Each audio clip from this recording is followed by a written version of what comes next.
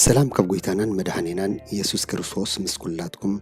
قدسان حواتي يخون كمي تخون لهم كل هيوات كمي يالو أملاح مسجن حجي زهلوانا قال أملاح بهاونا ناتان زتدالو علنا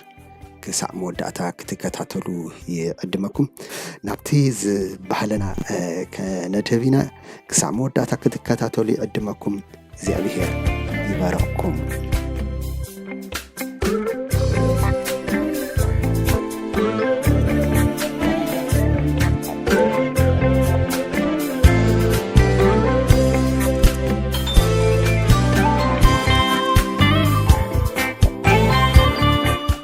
يسوس كريستوس قويتا يسمي بارك آمين آمين اسكي خلانا باكا كبرنا عملاخ يخو مع عملاخ سي حدا ستاندارد إذا غربنا زي عليه المسكن قويتا يسوس كريستوس سنتايل زيتام انتولوس يمتايل آمين فكا نايجزي أبير برخت بمنتخط وصله بمتسمع تراي كرايتريا متسمعي آمين كم زلوا يمتع يبلا زسمع تلو يمتع كبرنا عملاخ مخهم قدما يستني كاب دودما روباتات ما هيوت كوحزي زي أبيهر عملاخ استمسكن يخون هيقرم كبرنا عملاخ آمين أتم جنزب زي بالكم أتم جلا زي بالكم بخهم متشايطين كبرنا عملاخ بخهم عملاخ استمسكن يخون سلازي اسكا لما عالتي اسكا وش تلبنا يقويتا ينصمعيو كبرنا عملاخ يخون نقالو نمنفسو يصمعيو كبرنا عملاخ كسع بقى مودعتا زوزدنا قال عملاخ كسع مودعتا سنق زخوننا كبرنا عملاخ يخون منفسو كلقلنا قالو خلقلنا قويتا بكل ነገር بقى كل ነገርنا كبابيلنا እግዚአብሔር ይመስገን ከንት ማርያም كل ነገር ክብክባቢላሲ አብ እግር ጎይታ ተቀምጣ كبرنا عملاخ يخون ብዙሕ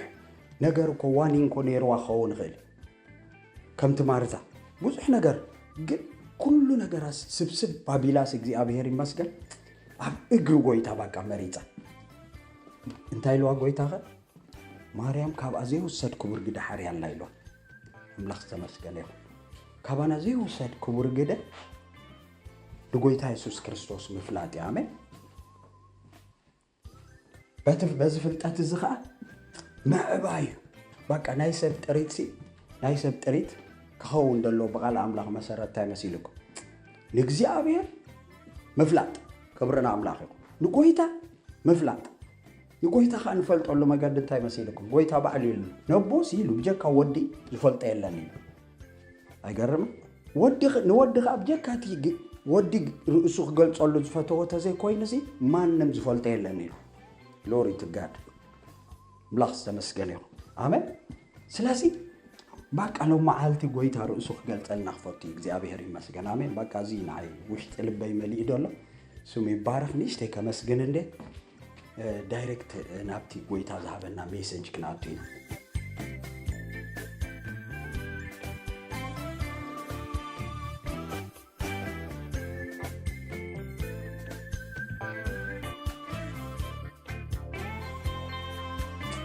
زلعلماو هياو እግዚአብሔር አቦና ደጊምና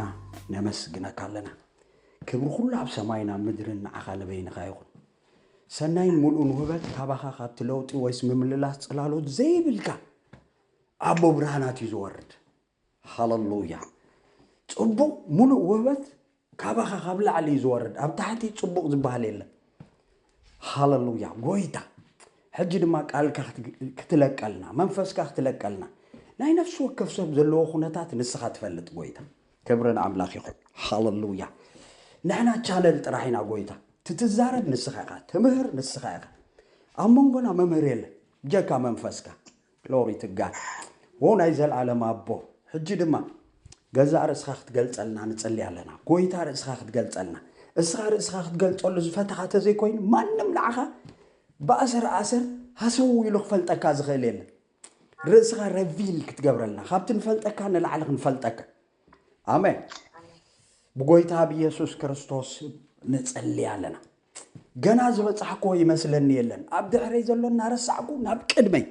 يما تأثر على خمس ولا هوارة قولتها جناز يفلتنا كابوزحنا جرال نسخة جزاء رأسك تقلت لنا all dimension ብጎይታ ብኢየሱስ ክርስቶስ ስም ንጽልይ ኣለና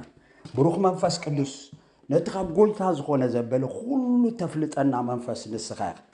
መንፈስ ምስ መጸ ድማ ኩሉ ከፍልጠኩም እዩ ተባሂሉ ተጻሒፉሉ ከስተምረኩም እዩ ከዘክረኩም እዩ ኣሜን ናብ ኩሉ ሓቂ ዘበለ ድማ ክመርሐኩም እዩ ተባሂሉ ተጻሒፉ ከም ዘሎ ብሩኽ መንፈስ ቅዱስ ባእኻ ጥራይ ንውከል ኣለና ባእኻ ጥራይ ንውከል ኣለና ሃሌሉያ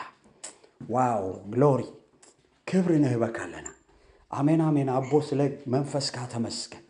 ስለ ሰናይ መንፈስካ ተመስገን ደቅኸ ካብ እግዚአብሔር ዝተማህሩ ኾነም ሰላም ደቅኸ ድማ ኣዝዩ ዓብይ ክኸውን ተባሂሉ ከም ተጻሕፈ አሜን ካባኻ ክንመሃር ስኻ ስለ ዝፈተኻ ተመስገን ተመስገን ናትካ ተማሃሮ ኾንከውን እስኻ ስለ ዝፈተኻ ተመስገን ሃሌሉያ ዋው ግሎሪ ግሎሪ ግሎሪ ክብሪ ንህበካ ኣለና ናትካ ፕሬዘንስ ኣብዚ ጉባኤ እዚ ስለ ዘሎ አሜን እዚ ጉባኤ እዚ ብሰብ ዝኾነ ስለ ዘይኮነ ጎይታ ተመስገን በአኻ ዝኾነ ጉባኤ ስለ ዝኾነ ጎይታ ተመስገን አሜን አሜን አሜን አሜን አሜን እስኻ ዝኣኻ ኸብካዮ እስኻ ንዕላማ ዝደለኻዮ ጉባኤ ስለ ዝኾነ ጎይታ ተመስገን ክብሪ ንህበካ ኣለና ብነገር ኩሉ ስምካ ይባርኽ ግዚኡ ኩሉ ንዓኻ የሕሊፍና ንህበካ ኣለና አሜን አሜን አሜን አሜን አሜን ሓቂ ክትፈልጥዋ ኢኹም ተሓቂኻ ሓራ ክትወፃኩም እያ ኢልካ እሞ ጎይታ ሓቂ ክንፈልጥ ተሓቂኻ ንስኻ ኢኻ ብኩሉ ነገር ንጽልይ ኣለና ሓራ ክንወፅእ ካብ ፍርሒ ሓራ ካብ ስግኣት ሓራ ሃሌሉያ ካብ ጸልማት ዘበለ ኩሉ ሓራ ካብ ድንቁርና ሓራ አሜን ሓርነትና ከዓቢ በዚ ምሸት እዚ ብጎይታ ብኢየሱስ ክርስቶስ ስም ንጽልይ ኣለና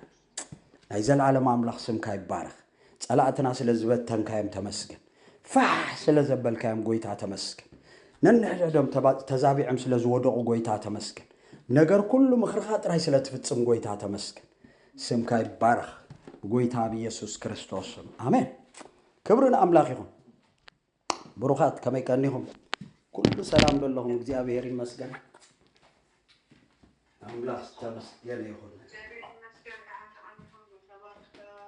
አሜን አሜን ክብሪ ለአምላኽ ይሁን አሜን አሜን ክብሪ ለአምላኽ ይሁን ጎይታ እሙን እዩ ነገር ኩሉ ጎይታ እሙን እዩ ብሩኻት እግዚአብሔር ይመስገን በቃ እኔ ከምኡ ብዚ ጭራሕ ዝኽብሎ ከለኹ ደስ ይዝብለኒ ጎይታ እሙን እዩ አሜን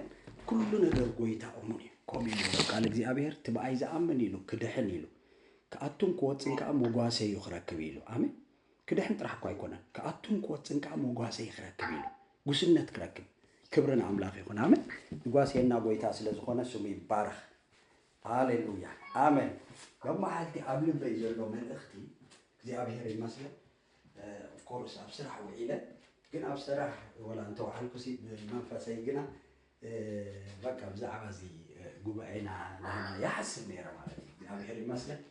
ሕጂ ብዙሕ ነገር እንዲ ኣብቲ ውሽጥኻ ዝመፀልካ እቲ እግዚአብሔር ዝደለዮ መልእኽቲ ግና ኣብ መወዳእታ ልብኻ ኣውዪ ዝረግብ ኣውዪ በቃ ዝዓልብ እግዚአብሔር ይመስገን ስለዚ ኣብ ምንታይ እዩ ልበይ ረጊእለይ እግዚአብሔር ይመስገን ኣብ ውሽጠይስ እንታይ መሊኡ በቃ ፍልጠት ኣምላኽ ዝብል ክብርን ኣምላኽ ፍልጠት ጎይታ ግሎሪ ቱ ጋድ በቃ ፍልጠት ጎይታ እቲ ዝሓበየ ነገር ሲ ኣብ ገጽ ምድሪ ከና ንጎይታ እናፈለጥና ኢኻ ክንከይድ ብኩሉ ነገር ንጎይታ እናፈለጥና ንጎይታ ሲ እንዳተገለጸልና ክኸይድ ከምቲ ኣቐዲመ ዝበልኩ ነቦሲ ብጀካ ወዲ ዝፈልጦ የለን ኢሉ ጎይታ ክብርን ኣምላኽ በቃ ብዛዕባ ኣቦ ምስ ተዛረበ እዩ እስኻ ሲ ሰብ ክነስኻስ ገዛ ርስኻ ማዕረ ኣምላኽ ስለ ዝገበርካ እቲ ኣቦ ምባል ማዕርነት ምስ ኣምላኽ ምዃኑ ኣይሁዳውያን ጽቡቕ ገይሩ ይዝርዶም ጽቡቕ ገይሩ ይዝርዶም ኣቦ ምባል ሲ ኣቦ ንወድን ማዕረ ይኾኑ ከም ዘለዉ ከም እንታይ ዓይነት ኣቦነት ይዛረብ ከም ዘሎ ይርድኦም ነይሩ ሕጂ ነቦ ብጀካ ወዲ ዝፈልጦ የለን ኢሉ ይዶን ኖው ኢሎም ንወድኻ ኢሉ ትገዛእ እሱ ገዛእ ርእሱ ክገልጸሉ ዝፈተወ ተዘይኮይኑ ሲ ማንም ከዓ ንወዲ ዝፈልጦ የለን ክብርን ኣምላኽ ይኹን ጎይታ ርእሱ ስለ ዝገለጸልና ስሙ ይባረኽ አሜን ክብርን ኣምላኽ እዚ ፍልጠት እዚ ካብ ዝኾነ ከተምፆ ይትኽእልኒ ጎይታ ርእሱ ክገልጸልካ ኣለዎ ትምግላጽ ግን ኣብ ሓደ ጠጠው ዝብል ኣይኮነን ብሩኻት ትምግላጽ እንታይ ናይ ጎይታ ፍልጠት ብፍልጠት ጎይታ እናዓበኻ ኢኻ ትኸይድ ብፍልጠት ጎይታ እናወሰኽካ ኢኻ ትኸይድ እግዚአብሔር ይመስገን ክሳዕ ኩልንትናኻ ዝቋጻጸር ፍልጠት ኣምላኽ ክሳዕ ኩሉ ምልኣት ኣምላኽ ክትመልኡ ጽልየልኩም ኣለኹ ኢሎም ንሰብ ኤፌሶን ብምንታይ ኢኻ ምልኣት ኣምላኽ ትመልእ ብናቱ አንደርስታንዲንግ ብናቱ ፍልጠት ኩሉ ነገርካ ይውረስ እግዚአብሔር ይመስገን ሰብ ከምቲ ዝፈልጦ እዩ ዝነብር ኣብ ገጽ ምድሪ كنبر كله سب كاب سب زفالة لايف ستايلو تلايف ستايلو سي according his knowledge اتزفولت أفلت أتيز نبر سب أمانة دم ماجزي أبيهري مسجن نقول تخفلت كله لك تقوي تابجت مدري خوينوز تمالا لسو understanding اتخوينوز تمالا لسو من مللاس كمالا لسي جمر مالتي كمتي مايات نمدري زو قلبو بويلو بزلو دم خلو بمتاي كمليل أبن باكم بفلتات كبر أملاخ كمليل زي أبيهري مسجن تي قول نايك زي أبيهر انتاي بفلتاتو خنملق بفلتاتو خلو خملق زي أبيهري مسجن سب حتى مس جبره إذا knowledge زي بقى تفيه وزي glory knowledge نتحازي بفلتات كبري زب أملاك تملأ فلتات أملاك ندحر تفيه وصف بقى كاب إنسان نتحتي زورد تشجر نايسة بنتاين دحريلنا نمنتايو إنسان زي قبرز قبر ويد ما تحت إنسان زورد دحريلنا knowledge of God بال ميس سلز قبر نجزي أبيهر مفلات زبل نجر كابيو واتو سلز تفه سلطون كخون خيليو بعين سب مهور كخون خيليو بزح نجر دلو كخون خيلي knowledge of God دحرني عقوجن هيد ناتي سبات سيلو توم بخبرتهم توم أملاك زي فلتو سيلو بخبرتهم كمان نتنتف عن ساتاتهم زموسلو يلو قال إجزابير هجي أملاك استمسجنا يخون نايتلعول فلتت أيو تزعبي نجر إجزابير مسكن تريتنا نسي أب مثالي تجعت 10 يبل مجمر تطبب نجزي أبيهر مفراهيلو نتقدس مفلات كا مستوعالي له آمين نتقدس مفلات انتايو مستوعال بقى سب أبزي زفالاله نتقدس مفلات سي مستوعال كبرنا أملاخيون مفساو سب نقول لي مرمري السجن بمان ما يمرمرني له على إجزابير نتقدس فلتت لك بقى نسب ستمرمره نعوز مرمر منفس لك بتو نولج تيغا تمرمره كبرنا أملاخهم بزي زمزان سب بزي زمزان أملاخ استمسجن يخون نأملاخ نتلعل فلتت مفلات متفاد ما أزي بقى كوز ناي كل عينت كسارة زي أبيهري مسكن ناي كل عينت تفعات منش انتاي نتلعل فلتت ميس مقبار نعو من عاقي مالتي أملاخ استمسجن يخون حدا زي حدا نقص انتاي بلنا قال زي أبيهر أب دانيال بقى حشريوس بقول له نجرت أجيبه يلو جلس يا مودا تبقى صغيرو نتوما أودلو حقسم أبزوري يدلو دي جلس انتايلو أمودا تاس بتأغحنا يجزي أبير نبيت مقدس حبو جيرك ستدلي الله خيلو بقى يمتقالو تباهيلو بو جيرو ستي شعوق نجزي أبير تايب لنا إيد واتساتب لنا أمن دق كاز حفت أبكر ما أملاك سيلو تمزينكا فوقيسكا ترخيبكا خيلو من قستخا تقديد عيلو كبرنا أملاخي نأملاخ زفلت قر كابوزح نجاري زوات كابوزح نجاري زدحن نايتبي لعل فلتات زنعقنا بقى باريشي زخون مالتي لازم أملاخ استمسجنا يخون إجزي أبير انتهي يدلن دحريلنا ناوت فلتات وشتناسي انتهي كتأمي يدليو ناي قويتها فلتات قالوا نمنتهي تنبب نتلعل نتقدس متانك تفلتو نقويتها متانك تفلتو إجزي أبير يمسك أبزخونا نجار دما زوات كان تاي مسيلكم كمزي أبزخونا عالم كيت كاز شرف جنزبكا تريتكا فلتات أملاخ أبزخونا خونتات زوتكا نقويتها مفلاتكا كبرنا أملاخ نعو مفلات أبزخ نجاري زوتكا تمرتي دلو وسب دي واتو مدرخ كما تسخيل ليميتد تخونلو تزفلتو أب كاريكلم كيدوز تمهاروسي زي سقرولو ساعات كما تسخيل منم بقى كنتو زخونلو ساعات كما تسخيل نكزيابير مفلات جن كبرنا أملاخي بمعبل مستحلف قويتا خوتا كايبت فلتات نعو مفلات كاخت واتسيغ من مساخا خمزولو مفلات كواتا كاي كزيابير يمسك بزدفالا لي خونتات مستحلف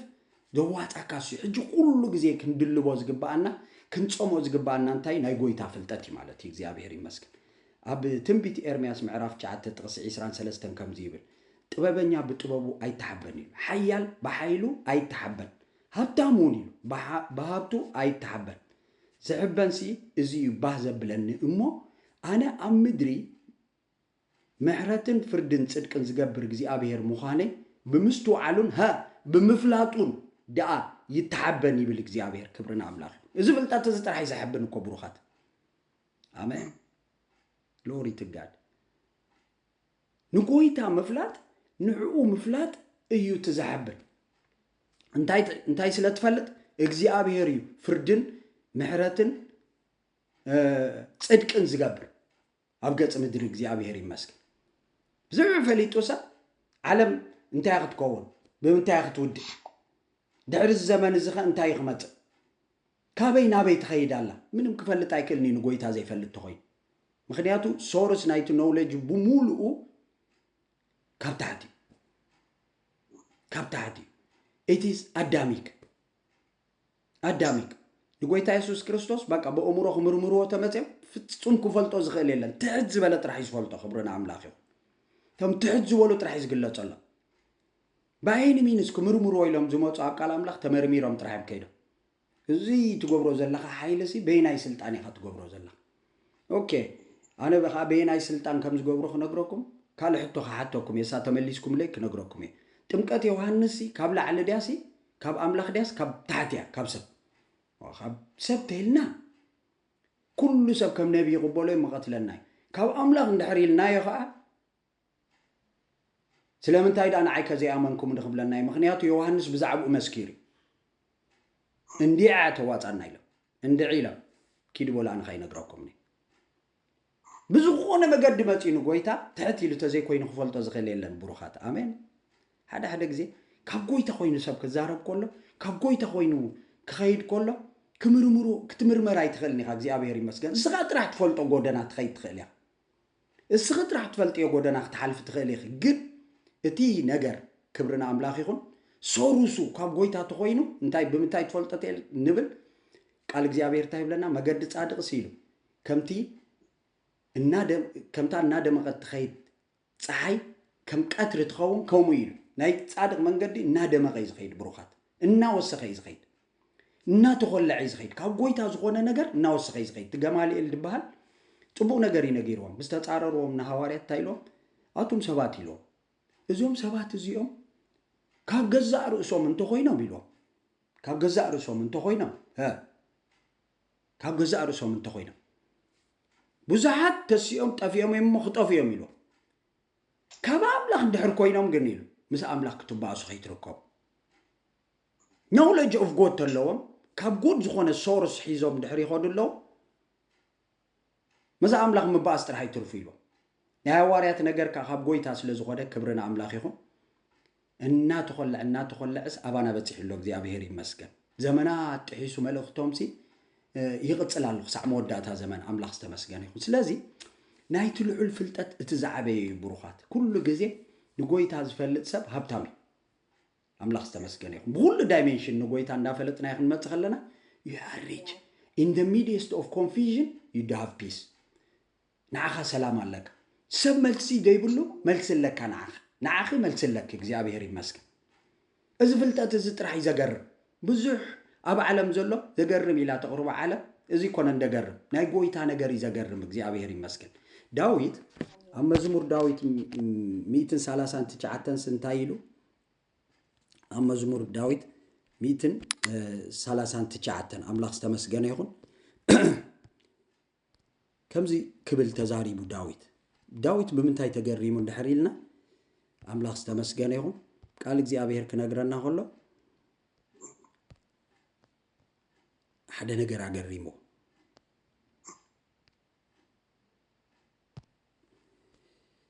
ጎይታዬ ንስኻ መሪሕካኒ መርሚርካንን ፈሊጥካንን ንምቕማጠይን ምትንስአይን ትፈልጦ ኢሉ ንሓሳበይ ካብ ርሑቕ ተስተውዕሎ ጎይታዬ ኢሉ ሓንቲ ቃል ኣብ መልሓሰይ ከየላስ እኖ ኩሉ ትፈልጥ ኢኻ እሞ መኻደይን ምድቃሰይ ትምርምር ንብዘሎ መገዲ ኣጸቢቕካ ትፈልጦ ኢኻ ብድሕሪትን ብቕድሚትን ከቢብካኒ ኢድካ እውን ኣንበርካለይ እንታይ ኢሉ ሽዑ እዚ ፍልጠት እዚ ኣዝዩ ይገርመኒ ክብርና ኣምላኽ ይኹን ኣሜን ኣሜን ኣሜን ብዛዕባ ጎይታ እኮ ዘይፈለጥናዮ ብዙሕ ይብሩኻት እዚ ፍልጠት እዚ እንታይ ገብረኒ ኢሉ ኣዝዩ ይገርመኒ ልዑል እዩ ከርክቦ ኣይክእልን ሃዋርያ ጳውሎስ ነዚ እቲ ኣብ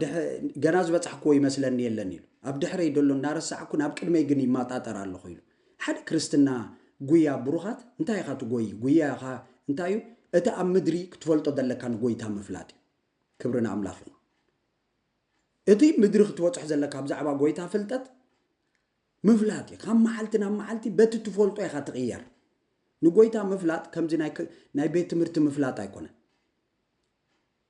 ሓራ ደውፅእ ምፍላጥ ንሓቂ ክትፈልጥዋ ኢኹም ኢሉ ጎይታ ሓቂ ከንታ ክትገብረኩም እያ ሓራ ክትወፅአኩም ንጎይታ ብዝፈለጥካዮ ኢኻ ሓራ ትወፅእ ሓርነትካ ክንዲት ንጎይታ ምፍላጥካ ክብርና ኣምላኽ እዩ ኣሜን ግሎሪ ቱ ጋድ እዚ ፍልጠት እዚ ኣዝዩ ይገርመኒ ልዑል ኢሉ ከርክቦ ኣይክእልን ኢሉ ሽዑ እንታይ ኢሉ ካብ መንፈስካ ናበይ ክኸይድ ካብ ገጽካስ ናበይ ክሃድሜ ንሰማይ እንተደየብኩ ንስኻ ውለኻ መንጸፊ ኣብ ሲኦል እንታንጸፍኩ እነሆ ንስኻ ውኢኻ ኣኽናፍ ወጋሕታ እንተወሰድኩ ኣብ ወሰን ባሕሪ እንተተቐመጥኩ ኣብኡ ኸዓ ኢድካ ክትመርሓኒ የማነይቲ ኢድካ እውን ክትሕዘኒ ኢሉ ጸልማት ይኸውለኒ ኣብ ዙርያይ ዘሎ ብርሃን ከዓ ለይቲ ይኹን እንተበልኩ ንዓኻስ ጸልማት እኳ ኣይጸልምተካን ለይቲ ከዓ ከም መዓልቲ ትበርህ ጸልማትን ብርሃንን ንዓኻ ሓደ እዮም ንኾላሊተይ ንስኻ ፈጢርካየን ኣብ ከርሲ ወላዲተይ ኣሊምካኒ መስተንክርን ድንቅን ጌርካ ፈጢርካኒ ኢኻ እሞ ከማስወካየ ግብርታትካ መስተንክር እዩ ነፍሰይ ኣጸቢቓ ትፈልጦ ብሕቡእ ምስ ተፈጠርኩ ኣብ ከርሲ ምድሪ ምስ ተኣለምኩ ኣዕጽምተይ ኣይትኸወላኻን እዚ ንዳዊት ጥራሕ ዶ ይመስለኩም ብሩኻት ናይ ኩላና ታሪኽ እዩ ኣሜን ክብርና ኣምላኽ ሽዑ እንታይ ኢሉ እዚ ኣብዚ ዘገርም ቃል ኣሎ የዒንትኻ ድቂ ከለኹ ረኣያኒ እተን ምዱባት መዓልታተይ ሓንቲ እኳ ከይነበረት ኩለን ኣብ መጽሓፍካ ተጻሕፋ ኢሉ ግሎሪ ቱ ጋድ ምዱባት መዓልታትና ቀዳማይ ነገር መዓልታትና ብሩኻት ምዱባት እየን ነዚኻ ክትፈርሕ ዶ ይብልካ ካብቲ ተመደበካ ኣይናሓልፍኒ ኢና ክብርና ኣምላኽ ይኹን ኣሜን ካብቲ ተመደበካ ዘጉድለልካ የለን መዓልታትካሲ ምዱባት መዓልታትክስ ምዱባት ሰብ ጥዕና ስለ ዝረኸበ ኣይነብርኒ ስለ ዝሓመመኻ ኣይመውትን ምዱባት መዓልታትካ ኣብ ኣምላኽ መዓልታተይ ምዱባት እየን ክትብል ኣለካ this is a great phase ክብርና ኣምላኽ ይኹን የዕንትኻ ድቂ ከለኹ ረኣያኒ እተን ምዱባት መዓልታተይ ሓንቲ እኳ ከይነበረት ሓደ ኢለን ከይጀመረ ኣሃዱ ኢሉ ከይጀመረ ከሎ መዓልታቱ ሲ ኩለን እንታይ ኢልዎ ኣብ መጽሓፍካ ተጻሕፋ ኢልዎ ክብርና ኣምላኽ ናይ ነፍሲ ወከፍና መጽሓፍ ኣብ ኢድ ጎይታ ኣሎ ብሩኻት ታሪኽና ኣብ ኢድ ጎይታ ኣሎ ብጎይታ ምስ ኮንካ ታሪኽካ ኣብ ኢድ ጎይታ ይደሉ በቃ ካብቲ ዝፈልጦ ጎይታ ዝዛረበካ ካብቲ ናቱ ፍልጠት ጎይታ ዝዛረበና ብሩኻት ካብቲ ኣብኡ ደሎ ኖሌጅ ዝዛረበካ ብዛዕባኻ ንጎይታ ምፍላጥ ማለት ብዛዕባኻ ምፍላጥ ማለት እዩ ብሩኻት ኣነ ኢሉ ሃዋርያ ጳውሎስ ነቲ ንኽረኽቦ ዝተረኸብክዎ ንኽረኽቦ ሲ ንቅድሚት ትደፋእ ኣለኹ ኢሉ ሃዋርያ ጳውሎስ ሲ ዝተረኸበ ሲ ንሓደ ነገር ንኽረክብ እዩ ተረኺቡ ንዑ ንኽረኽቦ ከዓ ንቅድሚት ትደፋእ ኣለኹ ኢሉ ኣዝዩ ዘገርም ዘረባ እዩ ጳውሎስ ብታሪኽ ሰብ ወይ ድማ እሱ ብዝፈልጦ ሰጓጊ ብናይ ጎይታ ፍልጠት ግን ሕሩይ ኣቕሓ እዩ ካልእ ፍልጠት እዩ ናይ ሓናንያን ናይ ጎይታን ክትዕ ዝነበረ እዚ ሰጓጊ ይብሎ ሓናንያ ብፍልጠቱ ይዛረብ ደሎ ጎይታ ከዓ ብናይ ዘለዓለም ፍልጠት ይዛረብ ደሎ ብሩኻት ጎይታ ናባና ዝመጽእ ብናይ ዘለዓለም ፍልጠቱ እዩ በቲ ኣብኡ ዘሎ መጽሓፍ ይዛረበካ ብዛዕባኺ በቲ ኣብኡ ኣብ ኢዱ ደሎ መጽሓፍ ቡ ይዛረበካ ዓለም ከዓ በቲ ትፈልጠካ ንዓኻ ትዛረበካ ንዓኻ ትዛረበኪ ወላ ስጋኻ ወላ ኩሉ ነገርካ በቲ ምድሪ ዘሎ ፍልጠት ይዘውርየካ ነፍሱ ከይተረፈት ዳዊት ከምኡ ክትዛረቦ ከላ ነፍሰይ ንእግዚኣብሔር ባርኽ ይብላ ናይ እግዚኣብሔር ኣውሪስካ ካልእ ታሪክ ግደፊ ዝተገብረልክ ሰናየ ትረስዕ ንብዘሎ ኣበሳኺ ዝሓድግ ኣሜን ብጽቡቕ ነገር ዘጽግበኪ ንንእስነትካ ከም ንስሪ ዝሓድስ እዚ ደይ ትዛረቢ ብሩኻት ፕሪቸር ናይ ነፍስኻ ክትከውን ኣለካ እኮ you need to preach yourself ክብርና ኣምላኽ ይኹን ኣሜን ምክንያቱ ጎይታ ብምንታይ ይዛረበና ቃል ኣምላኽ ካብ ቃሉ ክዛረበና ከሎ ጎይታ በቲ ዘለዓለማዊ ፍልጠት ይዛረበካ ንጴጥሮስ ምስ ረኸቦ ሲ ጴጥሮስ ብታሪኽ ሰብ ብሱ ዝፈልጦ ገፋፍ ዓሳይ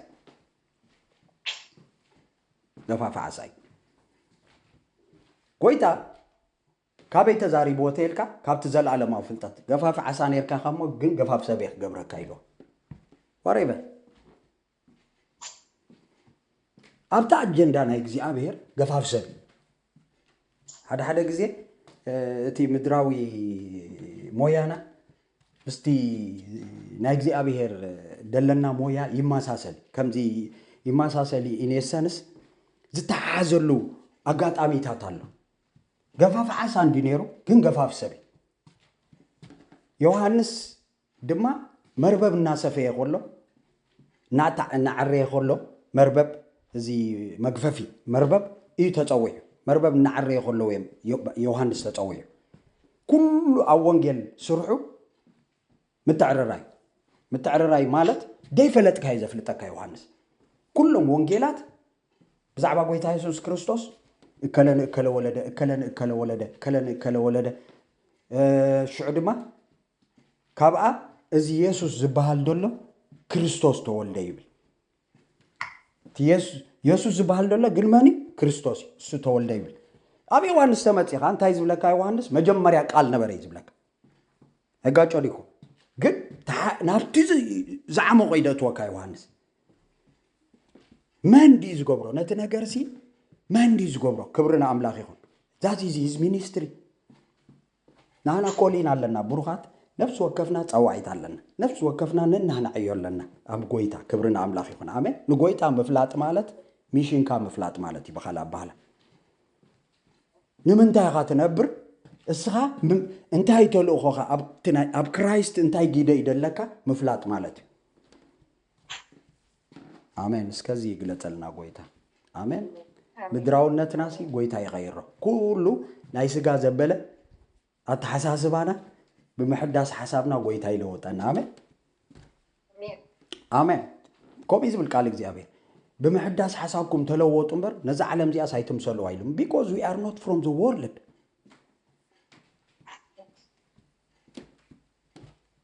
ኣብቲ ናይ እንግሊሽ እንታይ ዝብል don't be conformed to the patterns of this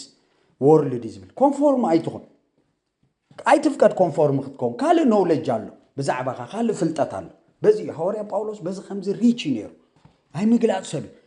በቃ ኣብ ምግላፅ እዩ ካብታ ንጎይታ ዝፈለጠላ ግዜ ጀሚሩ ነቲ ሰማያዊ ምግላፅ እዩ ዝጎይ ነይሩ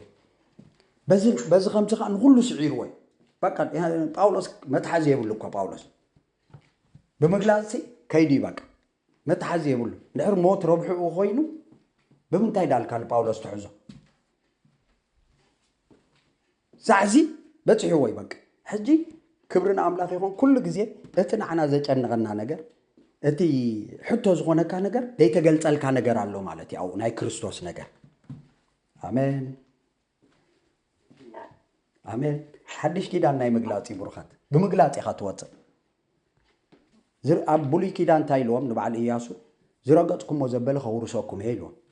ፊዚካሊ ዝረገፅዎ ከይዶም ብኣካል ዝረገፅዎ እዮም ዝወርስዎ ነይሮም ኣብ ሓድሽ ኪዳን ዝረገፅካዮ ከውርሰካ እንታይ ማለት መሲልኩም ዝተገልፀልካ ብሬቨሌሽን ወሪስካዮ ኢኻ ብምግላፅ ኢኻ ትወርስ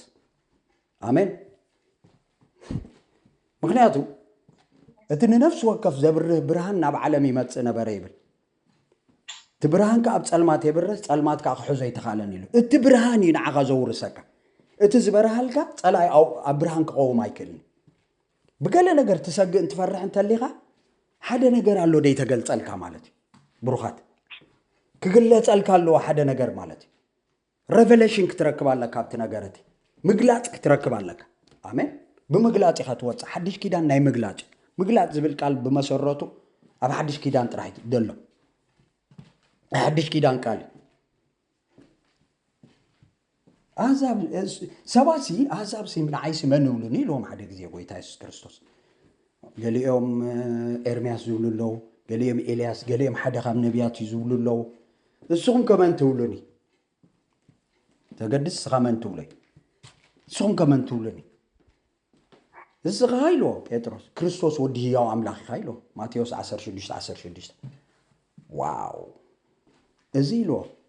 ታብ ሰማይ ዘሎ ኣቦይ እምበር ደምስጋን ኣይገለፀልካን ክብርና ኣምላኽ ይኹን ኣሜን ኣሜን ኣሜን ኣሜን ኣሜን ሓድሽ ኪዳን ናይ ምግላፅ ዝግለፀልካ ኸ ክርስቶስ ክራይስት ኩሉ ኢኮኖሚ ናይ እግዚኣብሔር ትዌልዝ ናይ እግዚአብሔር ክራይስት እዩ ኩሉ ነገር ባሕርነት ትነብር ብምግላጽ ኢኻ ትነብር ዝተገልጸልካ ብርሃን ኣሎ ማለት እዩ ጳውሎስ እቱ ታመርከብ ክትናወጥ ብዙሕ ነገራት ክኸውን ማዕበላት ክኸውን ከሎ ሓደ ነገር ግን ዝተገለጸሉ ነይሩ ባቅ አብሮም ከይዱ ከም ዝሰብኽ ካመን ካብ ጎይታ እሱኸ እንታይ ይፈልጥ ኣነ ንኣምላኺ ንሱ ከምቲ ዝግበሎ ከም ዝገብሮ ያምነ ባቅ በዚ ሬቨሌሽን እዚ ካብ ነውፅ ወፂ ካብ ፍርህ ወፂ ካብ ስጋኣት ወፂ ነቶም ኣብ ዙርዩ ደለው ብሙሉኦም ንትብዓት ኮይኖም ከህድኦም በቃ ንምስጋር ኮይኖም ዘስጉሩኻ ዝተገልጸሎም ኩሉ ተዘየሎ ኢየሱስ ኣሎ ኩሉ ተዘየሎ ኢየሱስ ኣሎ ኩሉ ተዘየሎ ኢየሱስ ኣሎ ኩሉ ተዘየሎ ኢየሱስ ኣሎ ዘይተቆጣጣሪ ኢየሱስ ዘይተቆጣጣሪ ኢየሱስ